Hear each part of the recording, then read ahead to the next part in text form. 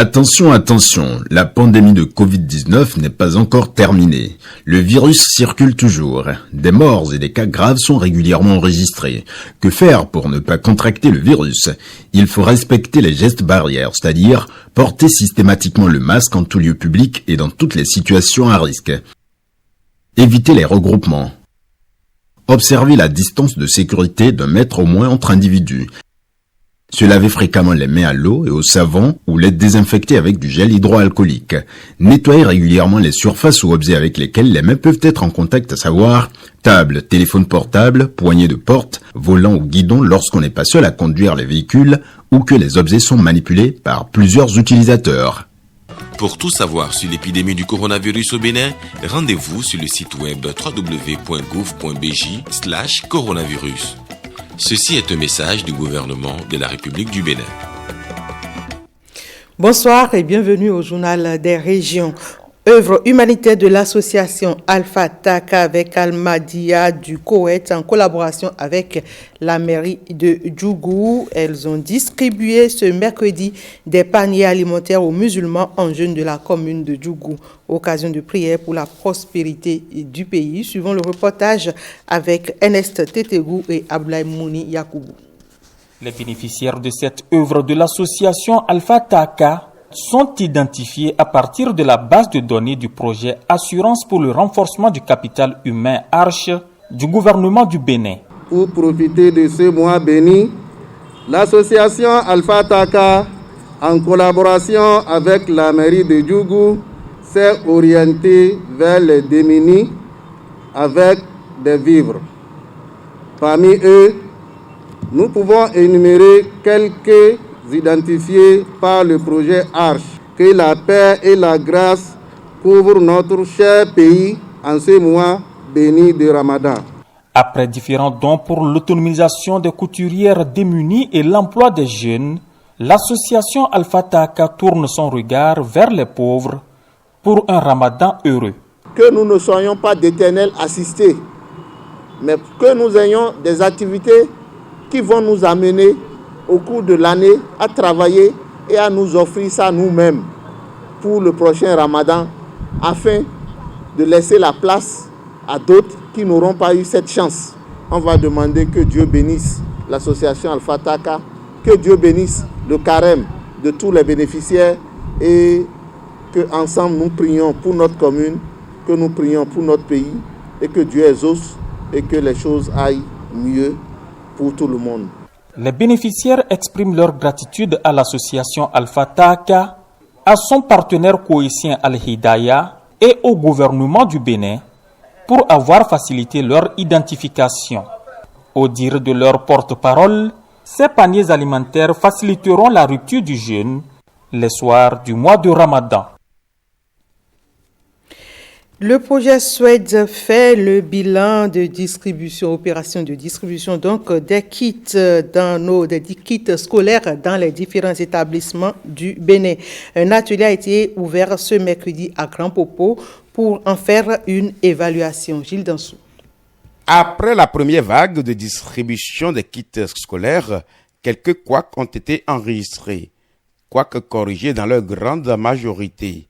L'atelier de Grand Popo reste ainsi un cadre de réflexion pour de meilleurs résultats. Une équipe bien structurée a été mise en place à cet effet. Cette opération dans chacune des communes concernées a été conduite par une équipe composée du chef CPS, du chef du service social scolaire et du chargé de la région pédagogique. Au cours de l'année 2020, 23 000 kits scolaires ont été distribués au profit des filles bénéficiaires du Suède. Le projet envisage compléter 7 000 nouvelles bénéficiaires au cours de l'année 2021. Distribution des kits scolaires au profit des filles vulnérables, Suède Bénin s'y engage. Dans le cadre de la mise en œuvre de la composante 1 du projet d'autonomisation des femmes et dividendes démographiques Suède, relative à l'autonomisation des femmes et au maintien des filles à l'école, aux compétences de vie et à la santé reproductive, le ministère des Affaires sociales et de la microfinance a procédé avec l'appui financier de la Banque mondiale, à la remise de kits scolaires à 23 000 filles âgées de 9 à 24 ans dans tous les départements et communes de notre pays. Le gouvernement béninois, en initiant le projet SWED, avec l'appui financier de la Banque mondiale et l'appui technique du Fonds des Nations Unies pour la population UNFPA, confirme encore une fois son engagement aussi bien pour une croissance économique inclusive que pour la concrétisation de sa vision à travers le pilier 3 du PAG et les orientations stratégiques du Plan national de développement en matière de capital humain. Et je voudrais donc vous convier à un investissement sérieux dans les échanges pour la capitalisation des bonnes pratiques et surtout pour des propositions d'amélioration de tout ce qui n'a pu bien fonctionner. Un atelier qui vise à faire le bilan des actions entreprises jusque-là. Et de son côté, l'Association nationale des communes du Bénin, ANCB, reste préoccupée par l'accès des femmes à l'information sur la santé reproductive et sexuelle. Cette association et ses membres se sont retrouvés ce mercredi à Lokossa pour réfléchir sur la thématique. On retrouve Gilles Dansou. Accès des femmes à l'information sur la santé en matière de reproduction sexuelle. L'ANCB initie une formation à l'endroit de ces cadres. Environ 214 millions de femmes qui vivent dans des pays en développement comme le nôtre manquent de moyens de contraception. Malgré les améliorations permises par des investissements dans la santé et les droits en matière de sexualité et de reproduction les dernières années, ce chiffre reste très élevé. Il faut donc poursuivre les efforts de mobilisation de tous les acteurs autour de la question. C'est conscient de cette nécessité que l'ANCB a initié le projet de promotion de la planification familiale dans les communes du Bénin. Même s'il est vrai que grâce à ce projet, les 5 communes bénéficiaires disposent aujourd'hui de leur propre plan d'action et du financement pour la mise en œuvre de ces plans, il n'en devait pas moins que beaucoup reste à faire. Les questions de planification familiale, comme vous le savez, se heurtent à de nombreux obstacles d'ordre religieux, ethnique, culturel, etc. Nous devons donc y aller avec beaucoup de tact afin d'atteindre les objectifs. L'objectif au finish est de renforcer les capacités des acteurs sur le plaidoyer afin de leur donner les moyens nécessaires d'amener les autorités politico-administratives à davantage investir sur les droits de santé sexuelle et reproductive et de planification familiale. Et dans les communes de l'Atlantique, plus question d'installer anarchiquement les unités industrielles.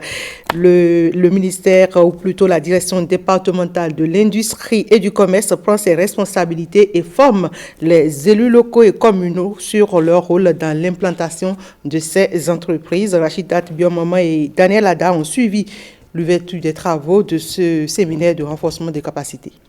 Les promoteurs des unités industrielles ne doivent plus déroger aux exigences en matière d'implantation de leurs entreprises.